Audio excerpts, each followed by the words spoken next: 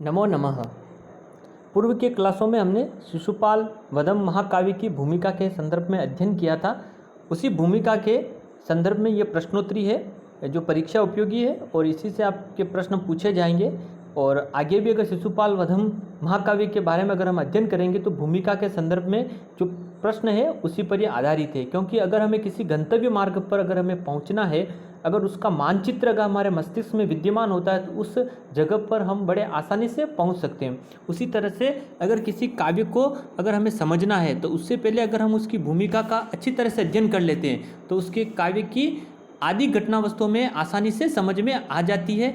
तो अतः ये भूमिका किसी भी काव्य को पढ़ने के लिए बड़ी ही उपयोगी होती है। तो हमें भूमिका का पहले अध्ययन करना चाहिए कि इस काव्य में कौन नायक है, कौन नायिका है, कौन सी घटना वस्तु है, कौन सा मंगलाचरण है, कौन से कार्य को समाहित किया गया है।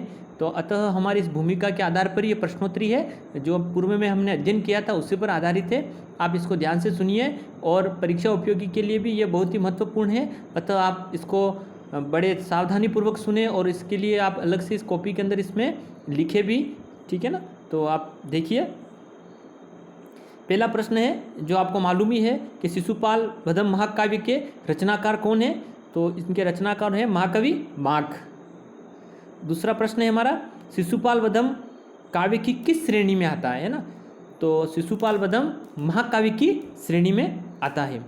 शिशुपाल वधम में कौन सा मंगलाचरण किया गया है ना।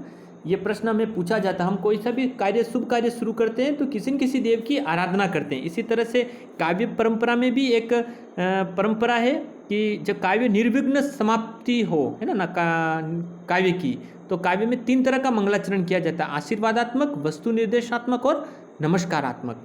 तो हमारा जो प्रथम सर्ग है शिशुपाल वध का, उसके अंतर्गत में वो जो श्लोक है उसका मैं उसका वाचन करता हूँ। देखते हैं हम इसमें कौन सा मंगलाचरण है ना।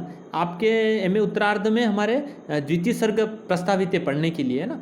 या वर्णादेश में 20 सर्ग हैं और आपको मालूम है। तो लेकिन मंगलाचरण जो होता है वह काव्य के प्रारंभ में होता है और अंत में भरतवाक्य होता है, ठीक है ना। तो मंगलाचरण प्रारंभ में होता है। 3 तरह का मंगलाचरण है, आशीर्वादात्मक, वस्तु निर्देशात्मक और नमस्कारात्मक। इसमें कौन सा है देखते हैं। मैं श्लोक का वाचन करता हूँ। प्रथम सर्ग का जो श्लोक है वो सुनिए। श्रीहपति श्रीमत शासितुम जगत जगन निवासो वसुदेव सदमुनि वसन ददर्शा अवतरंत अमरात हिरण्य गर्भांग भुवम मुनिम हरिह, है ना। कि श्रीहपति श्रीमत शासितुम जगत जगन निवासो वसुदेव सदमुनि वसन ददर्शा अवतरंत अमरात हिरण्य गर्भांग भुवम मुनिम हरिह।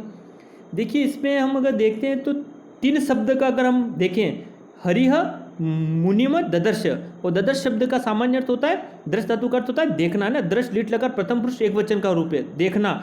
हरिम मुनिम ददर्श यानी हरि ने मुनि को देखा। पूरे श्लोक का अगर अर्थ को अगर सामान्य अर्थ में अगर हम देखना चाहें तो यही हो रहा है कि हरि ने मुनि को देखा। या हरि भगवान श्री कृष्ण के लिए, मुनिम शब्द नारद जी के लिए आया और देखना, है ना, कृत क्रम और क्रिया, ठीक है ना। कि श्रीहपति श्रीमत शासितुम जगत, ये भगवान श्री कृष्ण के विशेषण है ना। जगन निवासो वसुदेव सद मुनि, ठीक है ना। मुनि मुनि नारद मुनि जी के लिए आया है ना।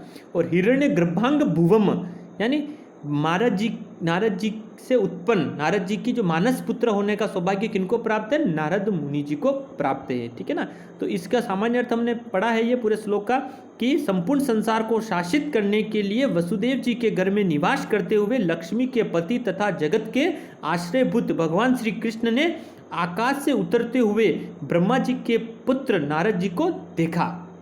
तो इसके अंतर्गत इसमें जो मंगलाचरण हुआ है वह वस्तु निर्देशात्मक मंगलाचरण है, ठीक है ना। यानी कहने का तात्पर्य किसी काव्य के प्रारंभ में अगर जो प्रमुख घटना वस्तु अगर उसका वर्णन हमें बताया जाए, कोई नायक बताया जाए, कोई नायिका बताई जाए, या नायक नायिकाओं के नामों का उल्लेख हो, जैसे स्वप्न वासवदत्तम में आपने पढ़ा होगा, प्रथम वर्ष कला में आपने थी, है ना। तो उसमें ना उदयन का वर्णन आ रहा है, वासवदत्ता का वर्णन आ रहा है, पद्मावती का वर्णन आ रहा था, है ना। तो इस तरह से जो होता है उसमें हमेशा वस्तु निर्देशात्मक मंगलाचरण होता है, ठीक है ना। और अगर आशीर्वादात्मक मंगलाचरण, नमस्कारात्मक मंगलाचरण होगा तो किसी न किसी देव की आराधना की जाएगी, ठीक है। तो सामान्य जानकारी के लिए मैंने को मंगलाचरण के लिए श्लोक का वाचन किया था कि इसमें हमें यह मालूम पड़ रहा है कि भगवान श्री कृष्ण जी को संदेश, जो नारद जी आ रहे हैं इंद्र का संदेश लेकर, है ना, और किसका वध करना है, शिशुपाल जी का वध करना है। तो इस संदर्भ में इसमें वस्तु निर्देशात्मक मंगलाचरण का प्रयोग हुआ है। ठीक है, ध्यान रखिए। अगला प्रश्न है हमारा, माघ जी का समय क्या है। तो माघ जी का समय 675 ईस्वी माना गया है। माघ का जन्म स्थान, तो हमारे लिए बड़े ही गौरव का विषय है कि माघ जी का जन्म हमारे राजस्थान के जालोर जिले के भिनमाल में हुआ है। माघ जी के पिता का नाम दत्तक सर्वाश्रय है, ठीक है, और पिता माँ का नाम सुप्रभ देव है, जो कहाँ के राजा, गुजरात के राजा ब्रह्मलाद के प्रधानमंत्री थे। माघ की उपाधि क्या है, तो माघ को कौन सी उपाधि दी गई है, घंटा माघ की उपाधि दी गई है ना। और चतुर्थ सर्ग में हमने पढ़ा था रेवतक पर्वत का वर्णन आता है, वहाँ पर माघ जी को ये घंटा माघ की उपाधि दी गई। और रेवतक पर्वत जो है ना, ये वर्तमान में गुजरात में जो गिरनार पर्वत है उसी को ही प्राचीन काल में रेवतक पर्वत कहा जाता था। एक प्रश्न ये भी बन सकता है कि रेवतक पर्वत का वर्णन शिशुपाल वध में कौन से सर्ग में आया, तो चतुर्थ सर्ग में आया है। कुल सर्ग संख्या कितनी इसमें, तो कुल सर्ग इसमें 20 सर्ग है और कुल श्लोकों की संख्या 1650 है। उपजीव्य, यानी उपजीवी का तात्पर्य होता है कि महाकाव्य की कथा वस्तु कहाँ से ली गई है, किसी न किसी घटना से इसको संदर्भित किया गया है।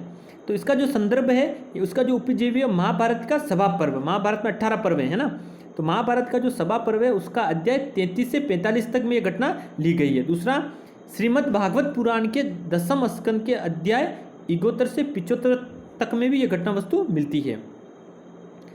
इसका अंगिरस कौन सा है, तो अंगिरस हमारा वीररस माना गया है। नायक भगवान श्री कृष्ण और प्रतिनायक शिशुपाल, और शिशुपाल कहाँ के राजा हैं, चेदी नरेश, चेदी देश के, ठीक है ना।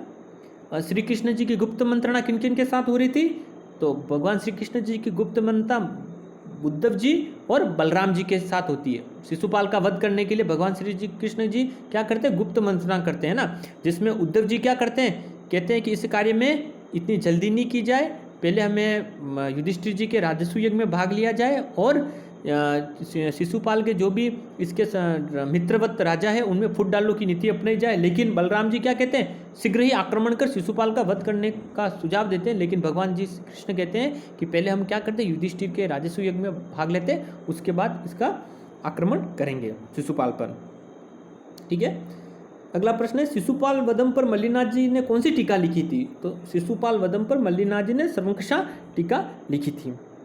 और एक और प्रश्न भी आता है कि इस शिशुपाल वध पर वल्लभ देव के द्वारा लिखी गई सबसे प्राचीन टीका उपलब्ध होती है, वल्लभ देव जी की, है ना, और उस टीका का नाम है वल्लभ देव जी की सबसे प्राचीन टीका संदेह विश्व औषधि टीका। क्या नाम है, संदेह विश्व औषधि टीका मिलती है। इसके अलावा और भी टीकाएं हैं, जैसे सुबोधा टीका है जिसके रचनाकार श्री भरत मलिक है, सुबोधुनी टीका है जिसके रचनाकार श्री दिनकर मिश्र हैं, और हसंती टीका है जिसके रचनाकार श्री गोपाल दत्त हैं। लेकिन दो टीकाएं पूछी जाती है, प्रतियोगी परीक्षा में भी आती है कि मल्लिनाथ जी की लिखी हुई टीका कौन सी शिशुपाल पर, तो सर्वंकषा टीका है, और वल्लभ देव जी की जो सबसे प्राचीन टीका उसका नाम संदेह विश्व औषधि है।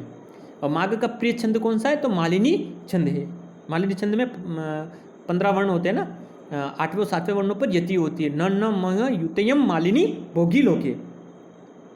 शिशुपाल वधम काव्य का प्रारंभ और अंत में कौन सा शब्द आया, तो शिशुपाल का प्रारंभ में जो शब्द आता है और अंत में, प्रत्येक सर्ग के प्रारंभ में और अंत में जो शब्द आता है वो है श्री, है ना। अभी शुरू में मंगलाचरण अपन ने पढ़ा था, उसमें भी श्री शब्द आया कि श्रीहपति श्रीमत शासितुम जगत, तो श्री शब्द से यह शुरुआत होती है, प्रत्येक सर्ग के अंत में भी श्री शब्द है, और इसीलिए इसको श्रंत काव्य भी कहा जाता है। अगला प्रश्न है, शिशुपाल वधम महाकाव्य में युधिष्ठिर की राजधानी का क्या नाम है, क्या नाम बताएगा, इंद्रप्रस्थ। ठीक है, और युधिष्ठिर जी ने कौन सा यज्ञ कर रहे थे, कौन सा यज्ञ को संपादित कर रहे थे, राजस्व यज्ञ को संपादित कर रहे थे। यमुना नदी का वर्णन शिशुपाल वध के कौन से सर्ग में आया है, तो 12 नंबर सर्ग में इसका वर्णन है। श्री कृष्ण जी के सारथी का नाम सत्यकी और शिशुपाल जी के सारथी का नाम क्या था, दारुक। ठीक है ना, शिशुपाल के सारथी का नाम है दारुक। अन्य भी नाम बताए मैंने, बलराम जी, नारद जी, उद्धव जी, भीम जी, ये भी प्रमुख पात्र वर्णन किए गए हैं। ठीक है, और मुख्य कथानक क्या है, तो प्रमुख जो घटना वस्तु है वो उसके नाम से मालूम पड़ रहा है महाकाव्य के शिशुपाल वधम, यानी शिशुपाल का वध, यानी भगवान श्री कृष्ण के द्वारा शिशुपाल का वध किए जाने का वर्णन इस काव्य में किया गया है, इस महाकाव्य में उल्लेखित है। अगला प्रश्न आता है, प्रभात का मनोहारी चित्रण कौन से सर्ग में किया गया है, तो प्रभात का मनोहारी चित्रण सर्ग संख्या 11 में किया गया है। यह प्रश्न भी पूछा जाता है एग्जाम में, ध्यान रखिए। ठीक है। और हमारे द्वारा ये सारा भूमिका के अंतर्गत हमने पढ़ा था, तो ये सामान्य प्रश्न थे जो परीक्षा उपयोगी महत्वपूर्ण थे और भूमिका के संदर्भ में इम्पोर्टेंट थे, इसलिए मैंने आपको ये बताए, ठीक है।